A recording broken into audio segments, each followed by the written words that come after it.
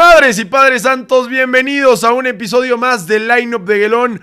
Hoy es lunes 6 de octubre y los saludo con muchísimo gusto. Muy buenos días, espero que estén teniendo un mejor lunes que yo. Porque yo ya quiero que acabe esta semana, ya quiero que acabe esta tortura. El béisbol es una montaña rusa de emociones y ahorita estoy en la parte más baja de la montaña. Los Yankees están 2 juegos abajo y tienen la soga en el cuello. Solo tienen 8% de pasar a la siguiente ronda y la cosa se ve muy complicada porque recibieron la mayor cantidad de carreras en 2 juegos seguidos en su historia, una historia que tiene más de 100 años. Y además los Blue Jays, en cambio, anotaron la mayor cantidad en sus 2 primeros juegos de postemporada en la historia de las mayores. Entonces, se ve complicado, se ve muy complicado para los Yankees, pero hablaremos del tema. Solo quería expresarles por qué me siento abajo, me siento triste.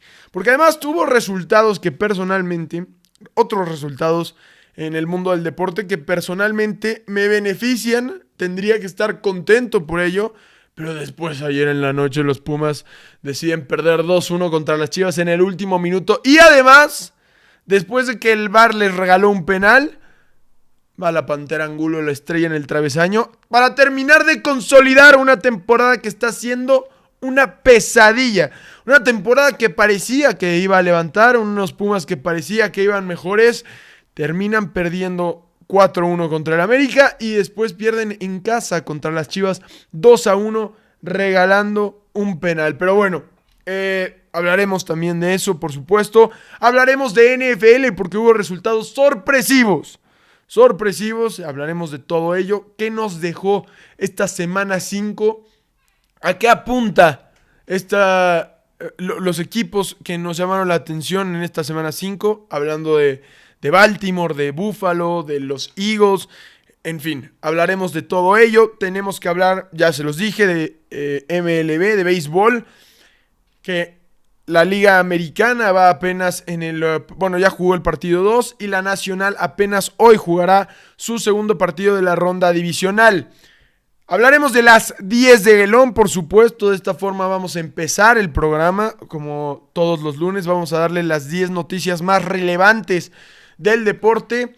Y también tenemos que hablar de Fórmula 1 porque hubo una carrera que decidió parte de la temporada. Entonces, si les parece bien, ya les dije que vamos a hablar de fútbol europeo, por supuesto, ¿verdad? Porque perdió el Barcelona, empató el Atlético de Madrid, ganó el Real Madrid, ganó el Arsenal, el Liverpool está en caída libre, en fin, vamos a hablar de esto y mucho más, entonces vamos a apurarnos porque si no, no nos va a dar tiempo. Vamos a empezar con las 10 de Guelón. Estas son las 10 de Guelón y empezamos con la número 1 y la más importante. La selección mexicana sub-20 le ganó a Marruecos 1-0 para asegurar su pase a los octavos de final del Mundial de Clubes sub-20. Lo más importante es que Gilberto Mora está en estado de gracia. Ha anotado los últimos 3 goles de la selección y los 3 goles que nos dieron el pase a la siguiente ronda. El día de mañana a las 5 de la tarde, hora de la Ciudad de México, México se enfrentará a la selección de Chile, la anfitriona que solo ha podido ganar un partido en lo que va del torneo. Le ganó 2-1 a Nueva Zelanda en su debut en esta competición y después perdió 2-0 contra Japón y 2-1 contra Egipto. Aún así se logró clasificar como segunda de su grupo para poder enfrentarse a México en octavos. En caso de ganar, jugaríamos ante la selección de Argentina o de Nigeria. 2 selecciones que suelen tener muy buenos torneos en esta categoría. Entonces, de la mano de Gilberto Mora y la selección mexicana sub-20, también profundizaremos más en eso a lo largo del programa. La número 2, tenemos campeón de constructores en la Fórmula 1, luego de que McLaren asegurara el título con Norris y Piastri terminando en el puesto 3 y 4 respectivamente en el Gran Premio de Singapur que se llevó a cabo este fin de semana. Además, la carrera la ganó George Russell. En segundo lugar quedó Max Verstappen, que defendió su puesto de forma impresionante. Y en tercer lugar quedó Lando Norris, que creó polémica luego de rebasar a su coequipero Oscar Piastri y golpearlo en el intento de rebase. Piastri no estaba muy contento por lo ocurrido. Piastri termina en cuarto lugar.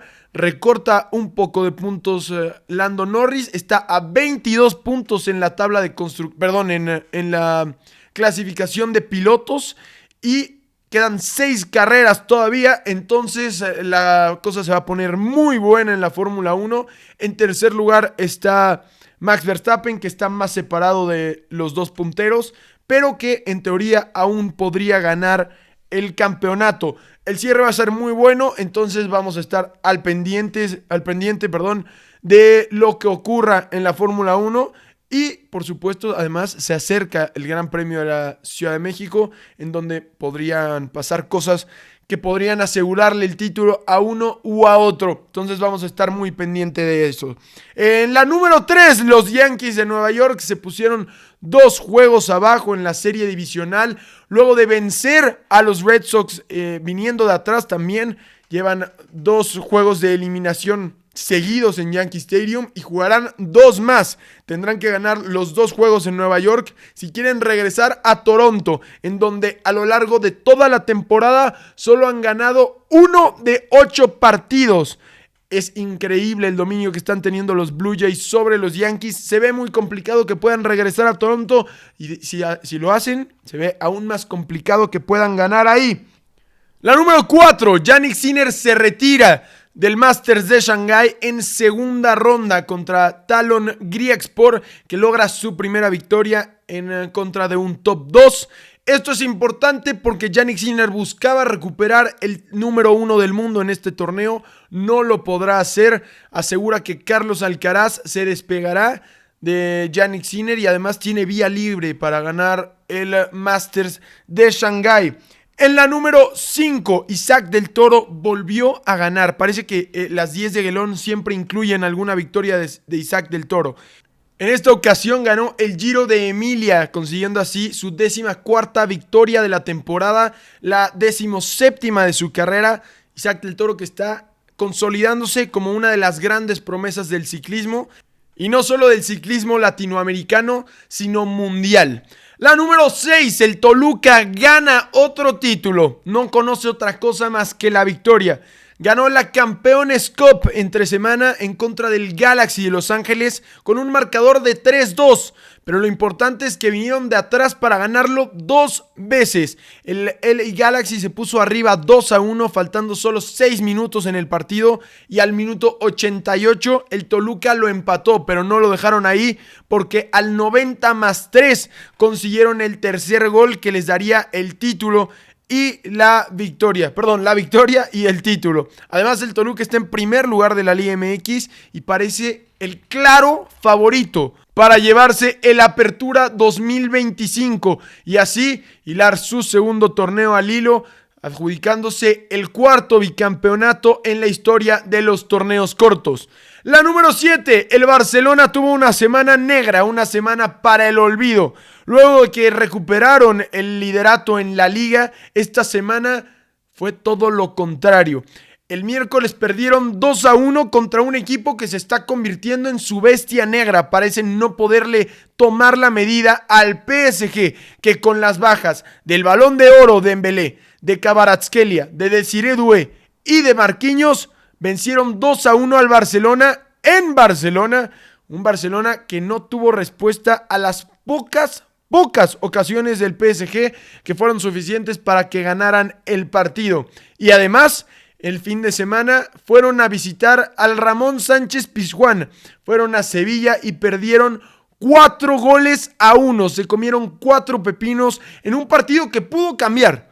Definitivamente, el Barcelona tuvo muchas ocasiones para empatar el partido, incluso para ganarlo, y las desperdiciaron. Y en vez de empatar o ganar el partido, se terminaron comiendo 4 del pelado Almeida. Así es, Matías Almeida, que un día está ganando en la Liga MX con las Chivas, y al día siguiente está metiéndole 4 goles al Barcelona. Increíble lo del pelado, increíble lo del Sevilla, muy triste lo del Barcelona. La número 8 es de la NFL, que vuelve a demostrar, como lo hace año con año, que es muy complicado que uno de sus equipos se vaya sin ganar un solo partido en la temporada.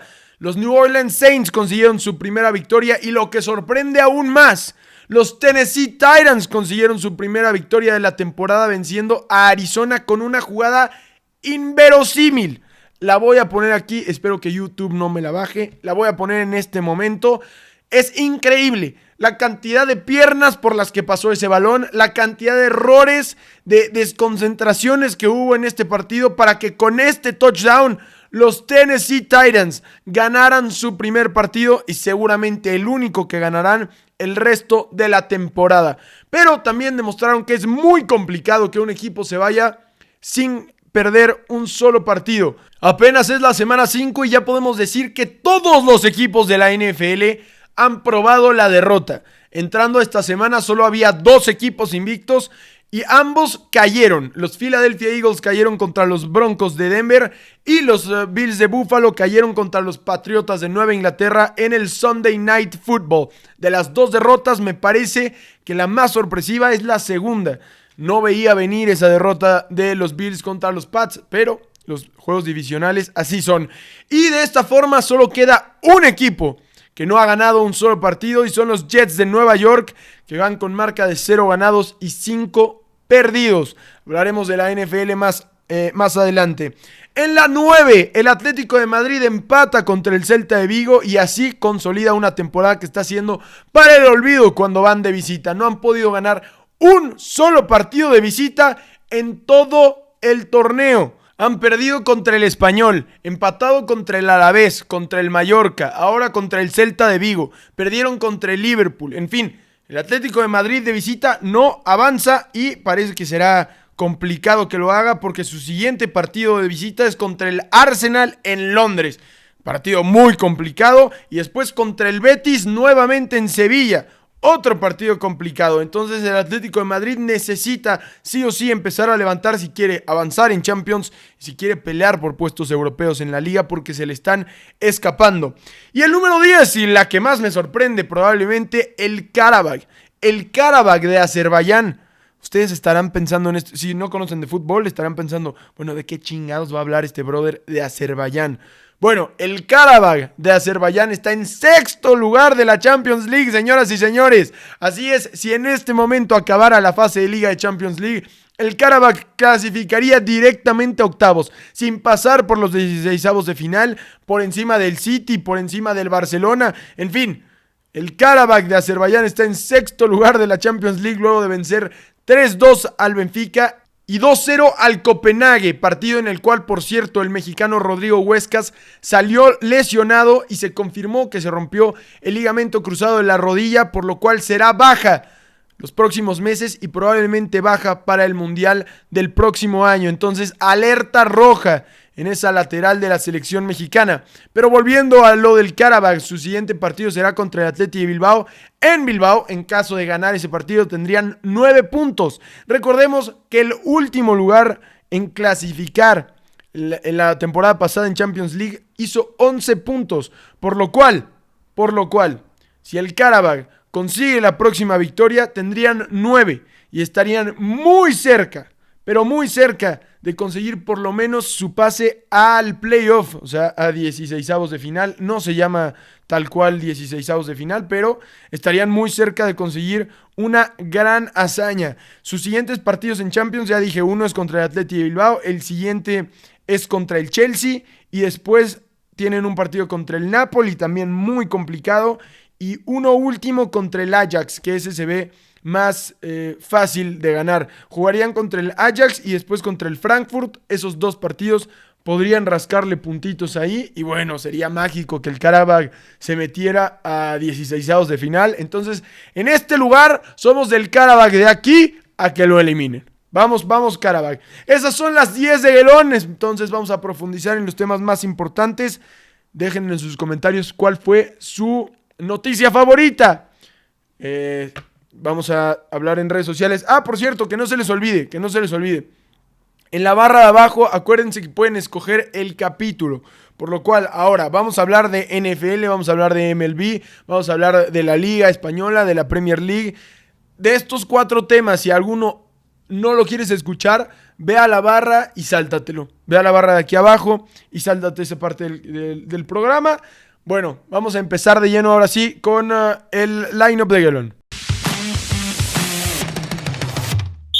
Vaya semanita llena de sorpresas en la NFL. Mi quiniela ya es un desastre. Mis predicciones son un desastre. Qué bueno que no he apostado un solo peso en las últimas semanas. Que estoy en un abismo de predicciones del cual no puedo salir. Es increíble lo que está pasando en la NFL. Esta semana fue mala porque hubo muchas sorpresas. Empezando por el jueves. Empezamos mal desde el jueves porque dije que iban a ganar los Rams. Se veía muy complicado que pudieran ganar los 49ers, que venían de ser exhibidos contra los Jaguars en casa. Iban a visitar Los Ángeles en semana corta. Yo sé que es un juego divisional. Yo sé que normalmente los 49ers ganan partidos contra los Rams. Pero en semana corta se veía muy complicado que pudieran mejorar los aspectos tanto defensivos como ofensivos de un equipo que está plagado de lesiones. En Las Vegas, los Rams eran favoritos por más de 7 puntos, o sea, por más de un touchdown. Y terminan ganándole a los Rams 26-23 en un partido loquísimo que tuvo de todo, incluso se fue a overtime, pero que de verdad fue intenso. Los Minnesota Vikings se quedaron en Europa, su segundo juego consecutivo, y ganaron 21-17, venciendo a los Cleveland Browns, que dieron muy buena pelea, que estuvieron arriba en el marcador la mayor parte del partido, pero al final Carson Wentz, ya saben lo que les he dicho, el Carson Wentz Experience, tienes una mala, una buena, una mala, una buena, y en su buena regresó a estos Vikings a la senda de la victoria. En otro partido que llamó la atención, no por el resultado tal cual, sino por la forma en la que se dio el resultado. Los Houston Texans ganan su segundo partido de la temporada venciendo 44-10 a los Ravens de Baltimore, que son una vergüenza de equipo. Una vergüenza. Sí, los Ravens no contaron con Lamar. No contaron con Kyle Hamilton, no contaron con muchas piezas importantes en el equipo de Baltimore, pero recibir 44 puntos de una ofensiva que había tenido problemas para anotarle a quien sea, menos a los Tennessee Titans. Recibir 44 puntos cuando te jactas de ser un equipo con buena defensiva es una vergüenza. Los Ravens ahorita están en el fondo de la división norte de la AFC. Incluso los Browns de Cleveland están por encima de ellos y se han mostrado mucho mejores que los Ravens de Baltimore en lo que va de la temporada. Es vergonzoso lo que estamos viendo de Baltimore, que además lo tiene muy, muy complicado, porque si bien están con marca de 1 ganados y 4 perdidos, la próxima semana ese número se puede convertir en un 5. No jugará Lamar Jackson y además se enfrentan a los Rams de Los Ángeles, equipo que viene de perder una semana muy difícil contra San Francisco, pero que tuvo mini bye, porque jugó el jueves y no volverá a jugar hasta el próximo domingo. Entonces los Rams tienen mucho descanso para enfrentar a unos Ravens que están muy, muy golpeados. Se pueden poner unos 5 y se les va a complicar la existencia entera. Olvídate ya de ganar la división. Si pierdes el próximo partido, olvídate de ganar la división. Piensa más bien en cómo carajos le vas a hacer para no perder más partidos y poder rascar un lugar en el wild card. Se le volteó por completo la temporada a Baltimore muy, muy temprano. Lo tienen cuesta arriba en un partido poco importante, pero sí interesante. Los Panthers le ganaron a los Dolphins en otro partido sorpresa de alguna forma, porque parecía que los Dolphins habían encontrado el rumbo venciendo a los Jets en Monday Night Football, pero los Panthers dijeron no, aún no lo encuentras, y demostraron que la defensiva de Miami está perdida. Vencieron a los Dolphins en el último drive del partido 27-24. Los Dolphins no levantan. En un partido que también dio vergüenza por la actuación de uno de los equipos, Indiana Jones y sus Colts le ganaron 40-6 a los Raiders. Unos Raiders que están perdidos también, están olvidados, nadie sabe cómo ganar en esa institución. Geno Smith lanzó 2 intercepciones, Ashton Jeanty solo pudo correr 67 yardas en 14 intentos, y del otro lado los Colts aplastantes, anotaron 6 touchdowns, 4 por tierra, 3 de Jonathan Taylor y además 2 touchdowns de Daniel Jones. Lanzó uno a Warren, que consiguió su primer touchdown por recepción en la temporada. Warren, que está haciendo una revelación, se veía que iba a ser un gran tight end, pero está teniendo una excelente temporada, 44 yardas y un touchdown para el tight end de los Colts. En un partido del cual no quiero hablar. Los Giants perdieron contra los Saints de Nueva Orleans. ¿Y por qué no quieres hablar de un partido tan irrelevante? Bueno, porque además de que es irrelevante este partido, por alguna razón mi cabecita pensó que era buena idea poner a los Giants en mi Survivor. Y perdieron, y de esta forma estoy eliminado del Survivor. Esto me pasa por no pensar bien las cosas. Dije, estoy un partido atrás, necesito recuperarme, necesito poner a un equipo que jamás vaya a ganar, que este vaya a ser el único partido que gane en toda su temporada. Decidí poner a los Giants y perdieron de visita contra los Saints. En mi defensa, al principio del partido parecía viento en popa, porque se habían puesto 2 touchdowns arriba, estaba bien, yo estaba tranquilo, dije ya la libré esta semana, y de repente a Jackson Dart le dio un derrame cerebral y dejó de jugar bien, entregó el balón como 6 veces en red zone.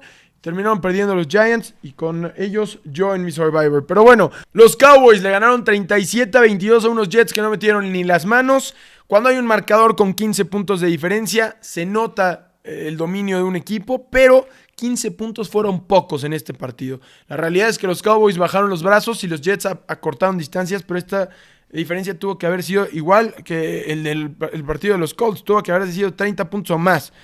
Fue un dominio total y completo de la ofensiva de los Cowboys. Dak Prescott lanzó 138 yardas y 4 touchdowns. Y Javonte Williams corrió 135 yardas y anotó un touchdown por tierra. O sea, el dominio ofensivo de Dallas fue contundente. Que además, con esta actuación de Dak, me confirma algo que ya pensaba. Dallas va con marca de 2 ganados, 2 perdidos y 1 empatado. Están a 2 juegos del liderato en su división. Se ve complicado que la ganen. Pero la temporada de Dak Prescott, sabemos que todo mundo la ha marcado como excelente y está teniendo números fenomenales. Si Dallas no va 0-5, es gracias a Dak Prescott. Pudieron haber ganado el partido contra Filadelfia si no fuera porque CeeDee Lamb tuvo el peor partido de su carrera y hubiera sido gracias a Dak Prescott. Si no perdieron contra los Packers, fue gracias a Dak Prescott. A lo que voy es lo siguiente. Dak Prescott puede ganar MVP esta temporada. No estoy diciendo que lo vaya a hacer, no estoy diciendo que sea mi candidato para hacerlo, pero después de 5 partidos, después de casi el 33% de la temporada, Dak Prescott es uno de los mejores jugadores en la liga en este momento. Está jugando de forma fenomenal. Creo que si se dan las condiciones, como si Dallas pasa a playoffs, por supuesto, si Dallas incluso gana su división por alguna razón milagrosa, Dak Prescott puede ser uno de los favoritos, uno de los 2 favoritos a ganar el MVP esta temporada. Y hablaremos de quién creo que es el MVP hasta el momento, porque puede ser un poco controversial lo que voy a decir.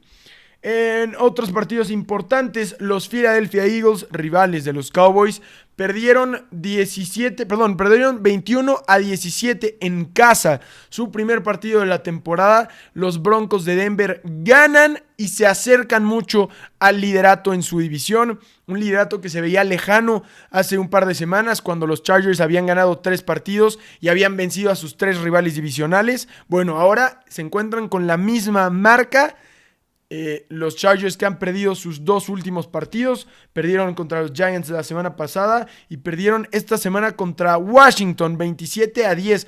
Los Chargers, que abandonaron la idea del ataque aéreo, empezaron a atacar por tierra y se les cayó el teatro porque van 2 semanas que intentan ese plan ofensivo y no les funciona. No están teniendo buen ataque por tierra y han olvidado atacar por aire y se les ha caído el teatro. 27-10 en el regreso de Jayden Daniels al emparrillado. Regresó bien, manejando su ofensiva como debe ser y los Commanders, que también alzan la mano para poder quedarse con el este de la Liga Nacional luego de la derrota de Filadelfia. Los Tampa Bay Buccaneers parecen no saber ganar a menos de que sea en último drive. Otra victoria en el último momento para los Buccaneers de Tampa Bay, que ganan 38-35 a los Seattle Seahawks. Otro partido en el que creí que iba a haber sorpresa. Al final no hubiera sido sorpresa. El favorito terminó siendo Seattle para este partido. Tenían el partido en la bolsa y Sam Darnold lo entregó con un pick en su último drive. Dejó a los Buccaneers en una muy buena posición para ganarlo. Y lo ganan 38-35. Los Detroit Lions ganan 37-24 a unos Bengals de Cincinnati que hilaron 17 posesiones seguidas sin anotar un touchdown. Una locura. Es inoperante la ofensiva de los Bengals sin Joe Burrow en los controles. Ahora Jake Browning logró anotar sus primeros touchdowns, ambos lanzándole a Ja'Marr Chase, pero la realidad es que el partido estaba finito. Los Lions, que se ven nuevamente como un equipo top. Dan Campbell ha logrado una maravilla, de verdad maravilla, levantando a este equipo sin su coordinador ofensivo y sin su coordinador defensivo. Sería una locura que estos Detroit Lions llegaran a un Super Bowl contra los Bills de Buffalo, por ejemplo. Sería una absoluta locura. Yo creo que a todos nos gustaría muchísimo. Ya habíamos platicado que los Tennessee Titans habían ganado su primer partido contra Arizona. Ganaron 22-21 con la jugada que les mostré hace rato. Y por último, en el partido de ayer, los Patriots ganaron 23-20 a los Buffalo Bills en Highmark, el último partido que van a jugar estos dos en Highmark muy probablemente, a menos que se enfrenten en playoffs, no lo creo.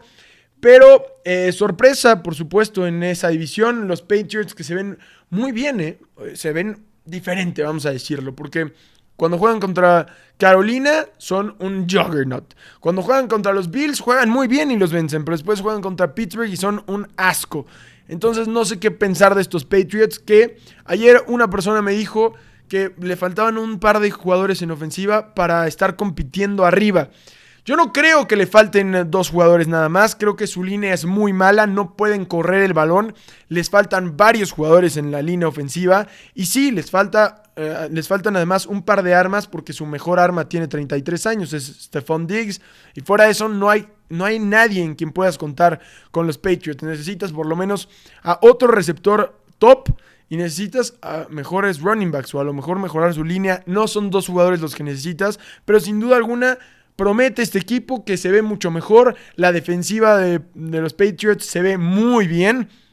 Y bueno, para el equipo de Nueva Inglaterra, ojalá puedan seguir hilando victorias y que se ponga buena la carrera por los playoffs. Hoy jugarán los Chiefs contra los Jaguars, para ver si los Chiefs de plano sí despertaron, para ver si sí son de verdad o si son pretenders. Y lo mismo para los Jacksonville Jaguars, que han sorprendido en las primeras semanas, han jugado muy bien y quieren estar peleando el liderato con los Colts. Entonces tendrán que ganarle a unos Chiefs que vienen de tener su mejor victoria de la temporada. Ahora, pasemos a unos takes que son un poco controversiales. Primero que nada, MVP de la NFL. ¿Quién es el MVP de la NFL en este momento? Tenemos a Josh Allen, que apenas perdió su primer partido, pero que tiene a los Bills como el mejor equipo de la conferencia americana. Y parecería que es la opción ideal, la opción fácil, decir que Josh Allen es el MVP de la liga. Pero quiero hablar de Daniel Jones. Sí, me escucharon bien, Daniel Jones, el quarterback de los Indianapolis Colts. Aquel al que comparábamos con Anthony Richardson al principio de la temporada. Ese quarterback que tiene a su ofensiva anotando 30 puntos por partido, que los tiene con la misma marca que el líder de toda la conferencia, que solo han perdido un partido y además Daniel Jones los puso en una situación para ganarlo. Daniel Jones, para mí, ahorita es el MVP de la liga. Para mí, ahorita, con la derrota de ayer de Buffalo, Daniel Jones es el MVP de la liga. Y me parece sorprendente, porque si pensamos en la conversación que teníamos de Daniel Jones al principio de la temporada, era una conversación en la cual lo comparábamos con Anthony Richardson, con uno de los peores primeros picks en la historia del draft. Bueno, no en la historia, pero uno de los peores en los últimos años. La conversación estaba en si Anthony Richardson o Daniel Jones era mejor. La conversación estaba en si Anthony Richardson o Daniel Jones era mejor. Y ahora la conversación es en quién está teniendo un mejor año. Si Josh Allen, el actual MVP de la liga, o Daniel Jones. Y eso me parece sorprendente. Estos Colts no puedes no quererlos. No puedes no quererlos. Ojalá que sigan por este camino. Y bueno, ojalá Daniel Jones lo siga haciendo así. Porque me encantaría ver un redemption story de Daniel Jones con este hombre llevándose el MVP de la liga. Sería magnífico. Yo creo que a todos nos gustaría y espero que así sea. Esto es todo de NFL. Recordemos quiénes estuvieron bye. Fueron los Falcons, los Packers, los Steelers y otro equipo por ahí que se me está yendo. Pero, también quería decir eso. Los Steelers están en una posición fabulosa para llevarse la división del norte de la americana. Porque si pensamos en los grandes favoritos para ganar esta división al principio de la temporada, hablábamos de los Bengals de Cincinnati y de los Baltimore Ravens. Los Ravens ya no tienen a Lamar, perderán el próximo partido, se pondrán con marca de 1-5. Y los Bengals, que sí lograron ganar 2 partidos, no tendrán a Joe Burrow hasta diciembre, lo cual automáticamente los deja fuera de cualquier intento de competir por la división. Realmente la única posibilidad que tiene Pittsburgh de perder esta división es que se caigan en sus próximos 2 partidos, que no ganen y entonces que Baltimore y Lamar tengan oportunidad de alcanzarlos de alguna forma. El siguiente partido de Pittsburgh no es un partido complicado, deberían poder ganarlo. Es contra, si no mal me acuerdo, sí, contra los Browns en casa. Unos Browns que sí, le han complicado la vida a muchísimos equipos, pero es un partido que tendría que ganar Pittsburgh. Y el siguiente es contra los Bengals sin Joe Burrow. Entonces son 2 partidos que tiene que ganar Pittsburgh. Ahí es cuando se va a notar la diferencia, porque los Ravens van a regresar del bye con marca de 1 ganado y 5 perdidos. Y los Steelers van a llevar, si ganan esos 2 partidos, van a llevar marca de 5 ganados y 1 perdido. Y recuperar 4 partidos en los últimos 10 se ve muy, muy difícil. Entonces los Steelers probablemente se vayan a quedar con la división norte de la americana. Eso es todo por NFL. Eso es todo de NFL por hoy. Vamos a cambiar, vamos a hablar de béisbol. En el béisbol la cosa se puso negra, y no porque corra rapidísimo, sino porque los Yankees se pusieron 2 juegos abajo contra Toronto. El béisbol es una montaña rusa. Un momento estás arriba, al siguiente estás en lo más abajo que has estado en toda tu temporada. Y eso fue esta semana para los Yankees. Porque les platiqué la semana pasada que los Yankees iban a tener su serie de wild card contra los Red Sox. Los Red Sox ganaron el primer partido y pusieron a los Yankees contra la pared. Momento bajo para los Yankees. Si perdían otro partido estaban eliminados de la postemporada. Bueno, los Yankees lograron venir de atrás, ganaron sus 2 siguientes partidos, eliminaron a Boston en una serie de playoffs por primera vez desde el 2003, 22 años sin eliminar a su máximo rival. Parecía que tenían el momentum, llegaron a la serie divisional contra los Blue Jays de Toronto, que llevaban una semana sin jugar un juego de béisbol real, una semana sin batearle a jugadores profesionales. Parecía que los Yankees tenían el momentum. Llegan a Toronto y los blanquean absolutamente. Se pierde la ofensiva por completo. Y de pasar de un lugar malo a uno excelente, regresan a uno terrible. Perdieron su primer partido 10 carreras a 1. Y el segundo partido lo perdieron 13 carreras a 7. Si digo que los Yankees fueron aplastados es poco. Fueron destruidos, fueron humillados, fueron aniquilados. De verdad no hay palabras para describir lo mal que jugaron los Yankees. No, ni siquiera parece que hubo competencia. O sea, cuando hay partidos con tanta disparidad, ya ni da coraje.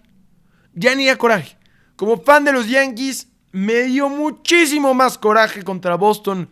Perder el primer partido contra Boston, sabiendo que estábamos a punto de ser eliminados, a perder el primer partido contra Toronto de la forma en la que nos exhibieron. Para que se den una idea de la diferencia en la parte ofensiva, Toronto tiene a su primera base Vladimir Guerrero Jr., que en un punto del partido de ayer se había presentado al plato 7 veces. O sea, había tenido 7 turnos al bat. De esos 7 turnos, en 6 se había logrado envasar con hit. En 6 había pegado hit, ya sea un sencillo, un doble o un home run. 6 de 7. Bueno, la novena entera de los Yankees, es decir, todos los jugadores de los Yankees juntos en los 2 primeros partidos se lograron envasar un total de 6 veces en 44 turnos. Mientras que Vladimir Guerrero se envasó 6 veces en 7, los Yankees completos se envasaron 6 veces en 44 turnos al bat. Así está la diferencia entre los Blue Jays y los Yankees. Así de grande es el problema que tienen los Yankees. Que además, desde que está este formato en el que el mejor sembrado tiene los 2 primeros partidos, el segundo mejor sembrado después tiene los siguientes 2 y el quinto se cierra en casa del mejor sembrado, ha habido 34 ocasiones en las cuales el equipo de casa se pone 2-0 arriba. Es decir, el equipo mejor sembrado gana sus 2 primeros partidos en casa. Y de estas 34 ocasiones, en 31 lograron avanzar a la siguiente ronda. Es decir, que solo 3 de 34 ha visto a un equipo poderle dar la vuelta a un marcador en la serie como el que estamos viendo. Es decir, que los Yankees solo tienen 8% de probabilidad de avanzar a la siguiente ronda. Se ve muy complicado. La última vez que un equipo hizo esto, adivinen quién fue. Así es, señoras y señores. Así es. Los Yankees de Nueva York en el 2017, en ese playoff run en el que robaron los Astros a los Yankees se pusieron 2 juegos abajo contra los Cleveland Indians en ese momento, me parece que todavía eran Indians, que eran el mejor sembrado de toda la liga. Perdieron los primeros 2 partidos en Cleveland y los Yankees ganaron 3 al hilo para avanzar a la serie de campeonato. Los Yankees van a tener que repetir esa hazaña, pero 8 años después, si quieren llegar a otra serie mundial. En esta ocasión jugarán el juego 3 en Nueva York con Carlos Rondón como abridor para los Yankees en contra del abridor de Toronto, que será Shane Bieber. Shane Bieber solo ha abierto 7 partidos, solo ha sido el abridor en 7 partidos de la temporada. Ganó 4, perdió 2. Recordemos que viene de una lesión. Solo ha tenido 34 ponches en toda la temporada, si lo comparamos con los más de 200 de Rondón. Y esto parecería que pone a Rondón como el favorito para ganar el partido, para ganar el encuentro. Pero la realidad es que no podemos esperar eso de los Yankees, porque el día de ayer, Jesse Savage, el novato de Toronto, que solo había abierto 3 partidos en toda su carrera, le colgó un 0 a los Yankees. O sea, los Yankees empezaron a anotar carreras cuando los Blue Jays mandaron a sus pitchers malos, a los que no van a estar relevando en el resto de la serie, porque el partido estaba terminado. El partido estaba 13-2. El partido estaba terminado y los Blue Jays mandaron a sus reservas para que no gastaran a sus jugadores de verdad. Y así es como anotaron los Yankees sus primeras carreras. Pero los Yankees, además, en caso de ganar el siguiente partido y de ganar el que sigue, es decir, de empatar la serie 2-2, tendrían que regresar a Toronto, en donde solo han ganado un partido de 8 que han jugado en toda la temporada. Así es, de los 8 partidos que se han jugado en Toronto entre los Yankees y los Blue Jays, 7 los ha ganado Toronto. Entonces, ustedes díganme, ¿cómo le hago para pensar que los Yankees pueden regresar a ganar esta serie? Se ve muy complicado. Aún así, creo que van a ganar el próximo partido porque Rondón salió fenomenal contra Boston. Creo que va a tener una salida similar contra los Blue Jays. Deberían los Yankees mejorar con Shane Bieber en la lomita. Además, Shane Bieber fue parte de ese equipo de los Cleveland Indians que perdieron esa ventaja en el 2017. Entonces, a lo mejor es un augurio. Pero los Blue Jays se ven muy bien. Y además, como fanático al béisbol, tienes que ver a los Blue Jays. O sea, los Blue Jays son un equipo muy divertido. Son un equipo que quieres que llegue lejos porque son un poderío ofensivo impresionante. Y además, en la parte del picheo también están dominando. Y han tenido eso porque han tenido además muchas bajas. No tienen a Bobby Bichette. Se les cayó... se me fue el starting pitcher ahorita. Bueno, ahorita se los digo, pero en fin, los Blue Jays son un equipo que la verdad da gusto que vayan tan bien. Es la primera vez que se enfrentan los Yankees y los Blue Jays en la historia de la postemporada. Eso también llama la atención. Y veremos si los Yankees lo tienen para regresar. Si tienen algo en ellos, vendrán Rondón y después vendrá Schlittler para cerrar para abrir el partido 4 y en el 5 será lo que Dios quiera, a ver qué pasa en el juego 5 en caso de llegar, pero nos estamos adelantando. Igual que la semana pasada, se los digo, la próxima semana los recibiré con una gran sonrisa sabiendo que los Yankees le dieron la vuelta al a la serie, o los recibiré llorando en un mar de lágrimas, porque esto me pone muy mal. Los playoffs de la MLB son una absoluta locura. Si usted se pregunta qué hace tan padre a los playoffs de MLB, ¿por qué tanta emoción, tanta pasión para un deporte que pareciera ser muy lento? Y creo que he encontrado la respuesta en dos cosas. La primera es el ambiente. Me parece que todas las ciudades se vuelcan por completo al equipo que está en postemporada de la Gran Carpa. Esa es una. Pero segundo, creo que la diferencia, o lo que diferencia el béisbol con el resto de los deportes, es que el partido puede cambiar en un swing. En un swing puede cambiar. Y además, cada picheo cambia la probabilidad de éxito del bateo. O sea, cada picheo cambia la probabilidad de éxito del equipo, del jugador, del pitcher. Si es una bola, incrementa muchísimo la probabilidad de que se envase un jugador. Si es un strike, incrementa muchísimo la probabilidad de que gane un equipo. Y cada picheo va cambiando esta probabilidad, y a mí eso me parece fascinante, porque entonces el nerviosismo no viene solo en la cantidad de carreras que batea un jugador. El nerviosismo no viene cada que una bola vuele la barda, cada que den una base por bolas. No. El nerviosismo, esa necesidad de saber qué va a pasar, es picheo tras picheo. Y cuando un partido está empatado, la tensión solo crece, porque ese picheo, o la probabilidad que cambia con ese picheo es exponencial. Y eso a mí me fascina. Si un día quieren saber la magia del playoff, quieren saber por qué es tan mágico esta parte de la temporada, véanlo para que puedan entender por qué todo se reduce a el picheo del momento. El picheo del momento.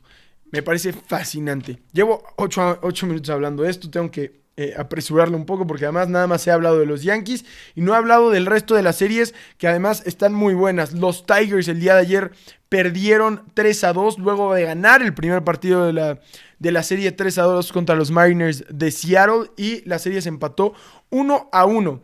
Ha sido una gran serie, 3-2 ambos marcadores. Una se resolvió en extra innings y el día de ayer sí se resolvió en los primeros 9 innings, pero sin duda va a ser una gran serie. El día de hoy jugarán los Phillies contra los Dodgers en Filadelfia, el segundo partido de la serie. El primero lo ganaron los Dodgers. Y también jugarán los Brewers de Milwaukee contra los Cubs de Chicago. Esto será en Milwaukee. El primer partido lo ganaron los Brewers. Creo que para el partido de hoy los Phillies se llevarán la victoria contra los Dodgers. De no ser así, se acabó, porque los Dodgers no van a perder 3 partidos al hilo.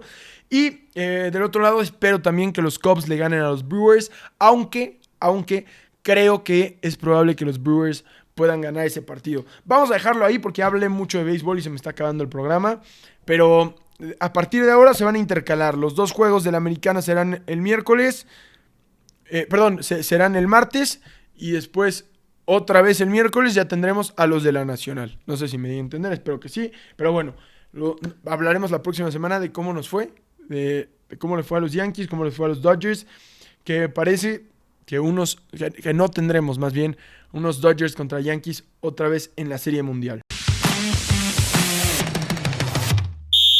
Ahora sí, el momento que muchos estaban esperando. Hablemos de fútbol, hablemos de la Liga MX, hablemos de la Liga Española, hablemos también de la Premier League, las 3 grandes ligas de Europa, y mencionar, antes de empezar con todo eso, rápidamente, que la Juve y el Milán se enfrentaron el día de ayer en uno de los derbis de Italia. Empataron 0-0 con Santi Jiménez de titular, pero lo que llama la atención es que Christian Pulisic, el gringo, bueno, el americano, pateó un penal que podía darle la victoria al Milán y lo erró. De esta forma empataron 0-0 y el Milán, que estaba líder de la Serie A, se va hasta la tercera posición. El Napoli está primero, la Roma en segundo, Milán tercero y el Inter en cuarto lugar con la Juve en quinto. Entonces nada más mencionar eso. Ahora sí, pasemos a la Liga MX. Primero a la Liga MX. El Toluca es el líder de la Liga MX. Ganan 4-2 a León. Paulinho anota doblete. Llega a 9 tantos en el torneo. Absoluta aplanadora Paulinho y el Toluca, que está como claro favorito para llevarse el título nuevamente. Una absoluta locura de lo del Toluca, que además tuvo partido entre semana y no les importó, porque llegaron el fin de semana a meterle 4 goles al León. Si nos ponemos a revisar los últimos partidos del Toluca, son una máquina de goles. En sus últimos 1, 2, 3, 4, 5, 6 partidos han anotado 3 goles o más. Estamos hablando de que en sus últimos 6 partidos llevan 24 goles, es decir, un promedio de 4 goles por partido, y en todos han anotado 3 goles o más. Es una locura lo que hace este Toluca, que la última vez que no anotó 3 goles fue contra el Cruz Azul en agosto. En agosto, y estamos en octubre. El Toluca tiene 35 goles a favor en lo que va del torneo. Y el más cercano, el otro equipo, el equipo que más se le acerca en goles es el América, que lleva 26. Es decir, 9 goles de diferencia es muchísimo. Y bueno, nada que decir del Toluca, que ha ganado sus últimos 5 partidos, que está embalado, que va a ganar probablemente este torneo. No veo quién pueda bajarlos. Y también destacar que el Monterrey es todo lo contrario. Monterrey, que empezó muy bien, que trajo refuerzos, trajo a Marcial, trajo a bla, bla, bla. No le puede ganar a absolutamente nadie en este torneo. Empató contra el San Luis. Y de esta forma se van bajando varios peldaños en la tabla. Ahora están en tercer lugar. Y la cosa se les empieza a complicar a los del norte. Sobre todo pensando en recibir series de local en la liguilla. Vamos a repasar el resto de los partidos. Perdón, dije que habían empatado contra el San Luis. Empataron contra Tijuana. Un Tijuana que, por cierto, no tenía a Gilberto Mora. Entonces, bueno, vayamos ahora sí a los resultados. El Necaxa pierde 0-1 contra Gago. Perdón, el Necaxa de Gago pierde 0-1 contra el Pachuca y empiezan a pedir la cabeza de Gago. El Mazatlán le gana 2-1 al San Luis. Atlas gana 3-1 a Juárez. Querétaro le gana 3-1 al Querétaro. Yo me equivoqué rotundamente con el Querétaro. Les dije que iba a pelear por ser uno de los equipos con menor cantidad de puntos en la historia. Y la realidad es que llevan 11 puntos. Ya le ganaron a varios equipos importantes. Han levantado de forma impresionante. Y lo hacen todo ello con Pablo Barrera en el equipo. Y eso a mí me llena de satisfacción y me mata de risa. El Toluca, ya dijimos, le ganó 4-2 al León. Tigres empató 1-1 contra Cruz Azul. De esta forma, Cruz Azul pierde posiciones en la tabla. El Club América gana 3-0 al Santos. Pumas pierde 2-1 contra Chivas. Unas Chivas que además no estaban completas porque mandaron o prestaron a varios jugadores para que fueran al Mundial Sub-20. Y aún así Pumas no pudo empatarle a unas Chivas que les regalaron un penal en el último minuto y Angulo reventó ese balón en el travesaño. Ustedes pregúntenme, Miguel, ¿creíste que Pumas iba a empatar el partido cuando tenían el penal en el último minuto? La respuesta es no. ¡Por supuesto que no! ¿Cómo iba a pensar que Pumas iba a empatar el partido de penal si jamás en la historia reciente han podido anotar un penal importante? Se sabía, si tú conoces la historia reciente de Pumas, sabías que ese penal iba a ser fallado, porque así han sido los penales de Pumas últimamente. Y por último, Tijuana empató con Monterrey 2-2. En fin, eso es la Liga MX. El Toluca, una absoluta locura.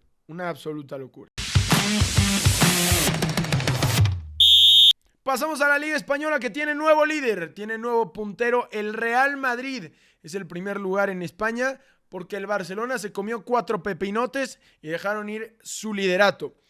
Un Barça que se comió 4 contra el Sevilla, pero aunque el marcador quedó 4-1, El partido fue muy diferente a lo que el marcador pinta. Parece que el Sevilla fue una máquina y que aplastó al Barça y que no le dejó el balón y que no le dejó oportunidades para meter gol, pero la realidad es que el Barça tuvo para empatar el partido, incluso para ganarlo, porque el Sevilla estaba 2-1 al medio tiempo. El Sevilla tenía el control del partido, pero en el segundo tiempo todo cambió. El Barça se volcó al frente y generó muchísimas ocasiones de gol, entre ellas un penal que falla Lewandowski, que hubiera representado el 2-2, y después un jugador de Kuwait, del Barcelona, que se llama Rooney Bargi, de Kuwait, no sé si así se pronuncie, pero se escribe Rooney Bargi. Tuvo el 2-2 también, pero en caso de que Lewandowski hubiera metido el penal, hubiera sido el 3-2 del Barça, en una jugada clarísima que se va por centímetros por un lado de la portería. Y después el Sevilla anota el tercero y el cuarto en tiempo de compensación. Anotó el tercero al minuto 90 y anotó el cuarto al minuto 94, 95 creo. Perdón, 96. Entonces el Sevilla no tuvo el control del partido y no aseguró el partido sino hasta el minuto 90, cuando el Barça tuvo muchísimas oportunidades para empatarlo e incluso para ganarlo. En fin, así es el fútbol. Esto no se gana con intentos a gol, no se gana con posesión, no se gana con nada, se gana con goles, eso está de más decirlo. Pero el Barça tuvo 17 tiros, 8 a puerta, 61% de posesión, 427 pases completados, 87% de pases acertados. En fin, fueron mucho más superiores a un Sevilla que nada más tuvo 5 tiros a puerta, que tuvo 39% de posesión, 266 pases y que cometió 18 faules. Se llevaron 7 tarjetas amarillas, estuvo 10 veces en offside. En fin, el Sevilla en realidad fue superado por el Barça en el papel, pero el resultado fue otro completamente diferente. Fueron muy contundentes. O sea, imaginen, anotaron 4 goles, pero tuvieron 5 tiros a puerta. O sea, fueron demasiado contundentes. La eficacia estuvo al pie de la letra. Ahora no hay equipos invictos en España. La semana pasada, tanto el Elche como el Barça eran los equipos invictos. Y ahora se acabaron esos invictos porque el Barça, ya lo dijimos, perdió 4-1, pero el Elche también perdió 3-1 contra el Alavés. El Elche, que estaba teniendo una temporada de ensueño, ahora baja hasta la 7ª posición. Y las posiciones en España se encuentran de la siguiente forma. En primer lugar con 21 puntos el Real Madrid. En segundo lugar el Barcelona con 19 puntos. En tercero el Villarreal con 16 puntos. En cuarto el Real Betis con 15 puntos. Estos 4 equipos pasarían a Champions. En quinto lugar el Atlético de Madrid con 13 puntos. Empatado en puntos con el Sevilla, pero los diferencia los goles. En sexto lugar está el Sevilla, en séptimo el Elche con 13 puntos, el Athletic Club de Bilbao también en octavo lugar con 13 puntos y en noveno el Español con 12, el Español de JJ Watt.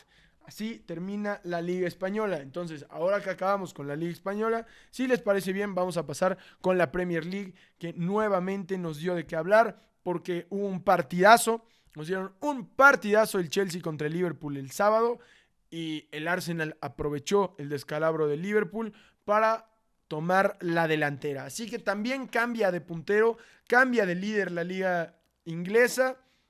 Y se los dije la semana pasada, creo que el Arsenal va a ser campeón de Premier, porque se le están dando las cosas. Partidos que no ganaba normalmente los gana ahora, y partidos que no perdía el Liverpool los pierde ahora. De Liverpool quiero mencionar 2 cosas. Primero, no saben o no han podido mejorar la parte defensiva. Cada que es contragolpes, acción clara de gol. Y además también quiero hablar de lo desaparecido que ha estado Florian Wirtz. Van 9 partidos con el Liverpool, 0 asistencias, 0 goles. En Inglaterra lo están llamando el agente 009.